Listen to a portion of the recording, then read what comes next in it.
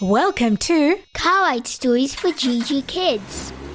a place where Kids like us we'll be inspired. by awesome Christian stories. Okay, girls, are you ready to learn how to kayak? Yes! I can't wait. I'm so excited. I think my arms are going to get tired. I've got live jacket on. So do I. I'm so excited! I cannot wait to go in the water. While we kayak, can you tell us part 2 of the story of Joseph? Oh, yes, please. And guess what, Esther? The boys are going to be riding with Mr. Wilson, so they'll overhear the story too. What a great plan. Let's keep going. Last week on the podcast, Joseph has been captured by his brothers and they have thrown him into a dark well. Let's see what happens next. Joseph and His Coat of Many Colors, Part 2, written by Ashley Price. Falling, falling, falling. He finally landed sharply on his back at the bottom of the well. The impact stole his breath and it left him winded and in pain. But there was no one to save him. He was all alone. It took him a few moments to regather his thoughts. When he realized the sad reality of his situation, fear and despair crept into his heart. Yet, with his voice, he cried out to God, who had always been his safe place. Lord, please save me. I am so scared and alone, and I am afraid I will never get out of this hole. But I know you are with me no matter where I am, and so as long as I have you watching over me, I will be safe. Once Joseph had finished saying his prayer, he curled himself up in a ball and closed his eyes to go to sleep in the bottom of the well. He felt better after telling God how he felt and for asking him for strength to endure whatever may come to him. He thought that the safest thing he could do for now was to go to sleep, even though it was the middle of the day. But sleep did not come as quickly as he had planned. Angry and vengeful feelings nibbled at the edge of his mind, but he refused to give in.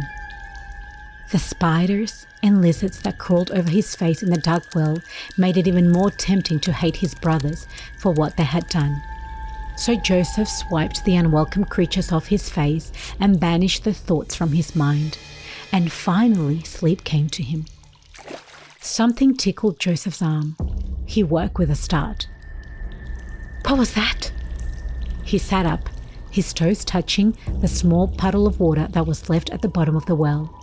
He squinted in the dark, attempting to look for the object that woke him. You, down there! A man's voice yelled. Joseph looked up, way up, to the very top of the well, where a tiny stream of light was flowing into his dark surroundings. Could there really be someone up there calling my name? He wondered in disbelief. Yes? Joseph called back. Get the rope. We're getting you out of there. The voice ordered. Joseph's heart soared with hope. He joyfully clung to the rope as the man outside pulled him up and up and up and out of the well. But Joseph's face fell when he saw the greedy look in the man's eyes as he emerged from the pit. Confusion swarmed in his brain. Questions flooded in as he glanced around at the group of Ishmaelites, traders who were standing around him. Who were these men? Where did they come from? Why were they here? The men and the donkeys had been traveling past Joseph's brothers when the brothers sold the favorite child to the foreign strangers. Brothers! Joseph cried as the traders grabbed his arms and pulled him towards the traveling procession. Help me! But the brothers just stood by with their arms folded across their chest, some looking worried and others turning away in guilt.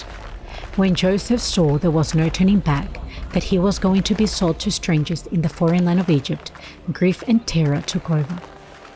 Would he ever see his beloved father again? He would be all alone in a world he had never known. His childhood had been shielded and spoiled because of his father's favoritism towards him. And now he must learn to provide for himself and live in a place where he will not be loved and cherished by anyone. Fear arose in his heart, but in his mind, his thoughts turned towards all that he had learned about the God in heaven. They sold him? They sold him. It is so sad. Oh, that's such a sad story. I don't think my brothers would sell each other. Yes, I don't think they will, Sophie. But I haven't heard them fight as much. No, because they've been listening to the story in the background. I know. I hope it helps them. I don't like it when they fight.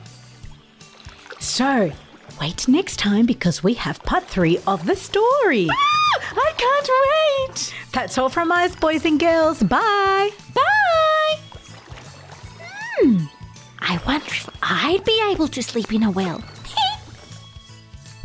And don't forget, girls, you are Gigi, gorgeous in God's image. And boys, you are also Gigi, great in God's image.